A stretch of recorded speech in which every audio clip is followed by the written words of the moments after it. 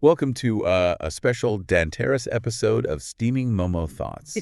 Curated by. Yeah, curated by our very own Sahil. Of course. You know, Sahil has this way of Yeah, seeing the world he a does. little differently, Yeah, adding his own unique twist to everything. absolutely. And this time, Yeah. it's Dhanteras getting the Sahil treatment. It's quite brilliant, actually. His idea for this episode is the Golden Momo, Unwrapping Dhanteras. Intrigued. Yeah. I'm already seeing where he's going with this whole Momo analogy. Yeah. It's like Dhanteras has all these layers of meaning, Right. just like a Momo. Exactly. We've got the outer layer, the Yeah. dough, Yeah. which we could think of as those shiny gold and silver purchases. Yeah.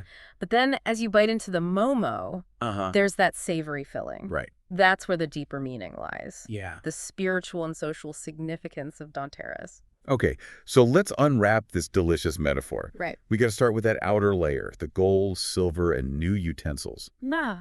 Everyone knows that buying these is a big part of Dhanteras. But why? Why is this tradition so deeply rooted? Well, think back to the legend of King Hima's son. Okay. He was destined to die from a snake bite on the 4th day after his marriage. Oh, talk about bad luck. I know. I remember that I story. do. But his wife wasn't going to let fate have his way, right? Oh, she was a smart one. clever. Absolutely. She decided to fight destiny by keeping her husband awake all night. Uh-huh. She surrounded him with all their gold and silver ornaments, Wow. illuminating the room with countless lamps. Oh, wow. The brilliance of those precious metals, the story goes, actually blinded Yamraj, the god of death, Okay. who came disguised as a serpent. So the prince's life was literally saved by a dazzling display of wealth. That's how the story goes. That really adds a whole new layer of understanding to why we buy gold and silver on Dhanteras. It does, doesn't it? And it's not just about buying precious metals, but about welcoming Lakshmi's blessings for prosperity and protection. Nice. And each metal has its own significance. Gold, of course, symbolizes Lakshmi's blessings, while silver is thought to bring calmness and good health. And those new brass or copper utensils, they represent purification, linking back to Lord Dhanvantari, the physician of the gods. Speaking of Lord Dhanvantari, Yeah. Sahil pointed out this fascinating fact. Did you know that lighting 13 lamps on Dhanteras is also connected to King Hima's son? That's right. The number 13, often seen as unlucky, takes on a whole new meaning here. It represents the 13 days of Diwali, making it quite auspicious in this context. And the connection to Lord Dhanvantari, it's interesting too. Yes. It brings in the whole concept of Ayurveda and emphasizes that Han, meaning wealth, also encompasses good health. It's like Sahil to point out those hidden connections. He really does have a knack for that, but the beauty of Steaming Momo Thoughts is that it's always evolving. Just look at the outer layer of our Dhanteras Momo, for example. You mean how even buying precious metals is getting a digital makeover? Exactly. Digital gold is becoming incredibly popular, especially among younger generations. It's fascinating how traditions adapt, isn't it? Isn't it? So we've explored the outer layer, that shimmering dough of our golden Momo. Right. But now I'm really curious about the filling, the heart of Dhanteras. What legends and deities give this day its deeper meaning? Yeah. Yeah. Okay. It's like moving from the tangible to the intangible, from the outer shell to the inner essence. That filling of our Dhanteras Momo is where we find those profound legends and deities that give this festival its true meaning. And we can't talk about Dhanteras without mentioning Goddess Lakshmi and Lord Kuber, right? Exactly. Lakshmi, the goddess of wealth and prosperity, is believed to descend to earth on Dhanteras, blessing her devotees with abundance. So buying gold and silver on Dhanteras isn't just about acquiring wealth, but about inviting Lakshmi's blessings for a prosperous year ahead. Precisely. And alongside Lakshmi, we have Lord Kuber, the treasurer of the gods and the protector of wealth. Okay. He's like the divine accountant, ensuring that the wealth bestowed by Lakshmi is well managed and protected. It's a powerful combination. Lakshmi the giver and Kuber, the guardian of wealth. Together they represent the heart of our Dhanteras Momo, giving it depth and substance. What's fascinating to me is that the combined worship of Lakshmi and Kuber speaks to a holistic approach to wealth. It's about attracting it, Yeah. managing it wisely, and ensuring its longevity. Yeah. It reflects that ancient Indian philosophy of balancing material prosperity with spiritual well-being. And just to add a little extra spice to our Dhanteras Momo, Sahil shared another one of his fascinating tidbits. Did you know that in some regions people buy new brooms on Dhanteras? I heard of that. It's a symbolic act, isn't it? Sweeping away negativity and poverty from the home-making way for Lakshmi's blessings. Exactly. It's a reminder that sometimes we need to clear out the old to make space for the new. And it ties back to the idea of cleansing and renewal, preparing ourselves and our homes for positive energy and prosperity. It's those layers of symbolism that make Steaming Momo Thoughts so engaging. Absolutely.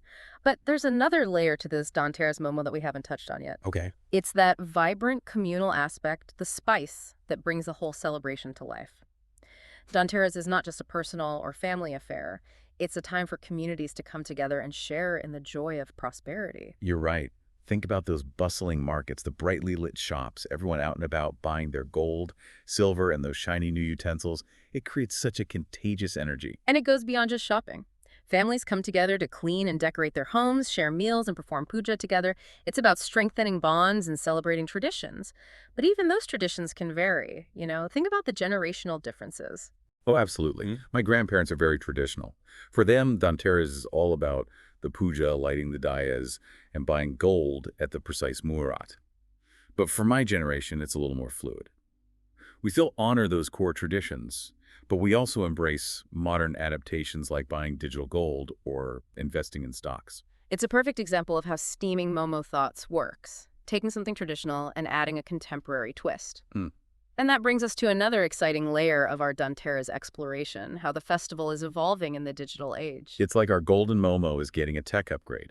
Digital gold, online shopping, investing in stocks and mutual funds. It's amazing how these modern practices are becoming intertwined with age-old traditions.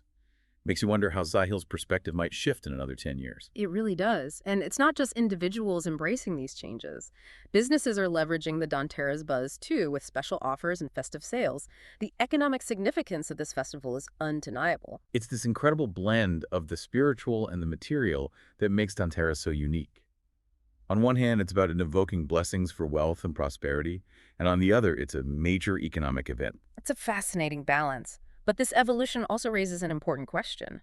Does the convenience of digital gold or the allure of online deals dilute the deeper meaning of the festival? Or do they simply make those meanings more accessible to a wider audience? It's something to think about, especially given Sahil's knack for finding those unexpected perspectives. Yeah. But before we get too lost in the digital world, I want to revisit something you mentioned earlier, the social variations in how Dhanteras is celebrated. You said celebrations might differ between urban and rural settings. That's an important observation. In rural areas where community ties tend to be stronger, Dhanteras is often a more collective experience. The focus is on shared rituals, temple visits, and an overall sense of simplicity and togetherness. Whereas in urban areas, celebrations might be more individualistic, with families adapting traditions to their modern lifestyles. Kind of like how momos have evolved to include all kinds of modern ingredients. Yes. And while the way we celebrate might vary, the fundamental values of Dhanteras remain consistent. It's a reminder of the importance of new beginnings, financial prudence, family and community bonds, and gratitude for what we have. Those are the flavors that linger long after the festival is over. The true essence of our golden momo. And speaking of those lasting flavors, Sahil mentioned a tradition that really resonated with me. Did you know that in some parts of India, Dhanteras marks the beginning of the Hindu business year? I did. They even have a special ritual called Chupta Pujan where they close their old account books and open new ones. Exactly. It's like hitting the reset button, wiping the slate clean, and starting fresh. What's fascinating is how that tradition, even within a business context, aligns with those broader themes of Dhanteras, new beginnings, financial responsibility, and invoking blessings for a prosperous year ahead. It's like Sahil's Steaming Momo Thoughts in action, finding those unexpected connections that make you see things in a new light. Yeah, it really is. It's amazing how Dhanteras, like a well-made momo, is an experience meant to be savored. And just as those flavors linger on our palate, the values and lessons of Dhanteras stay with us long after the festivities end. It's true. And speaking of those lingering flavors, Sahil had one last did you know fact that really caught my attention. Apparently in some communities, buying salt on Dhanteras is considered auspicious. I've never heard of that. Why salt? It's about ensuring stability and warding off any financial challenges. Just a pinch of salt to add another layer of meaning to our golden momo. It's incredible how these seemingly small traditions add so much richness to the overall celebration. It really speaks to the enduring power of Dhanteras, its ability to adapt and evolve while staying true to its core values. Absolutely. It's that blend of tradition and innovation that makes Dhanteras and Steaming Momo Thoughts so captivating. So as we wrap up this deep dive into the golden momo, what's the one thing you want our listeners to take away from this episode? I think the beauty of Dhanteras and what Sahil captures so well with Steaming Momo Thoughts is that it offers something for everyone. Whether you're drawn to the excitement of new purchases, the deeper spiritual reflections, or the joy of connecting with loved ones, there's a layer of meaning waiting to be unwrapped. Beautifully said. And to our listeners, we'd love to hear from you. What are your favorite Dhanteras traditions? What new layer of meaning did you discover on this deep dive? Share your own steaming momo thoughts with us. Until next time, may your momos be delicious and your Dhanteras celebrations filled with prosperity and joy. Happy Dhanteras, everyone!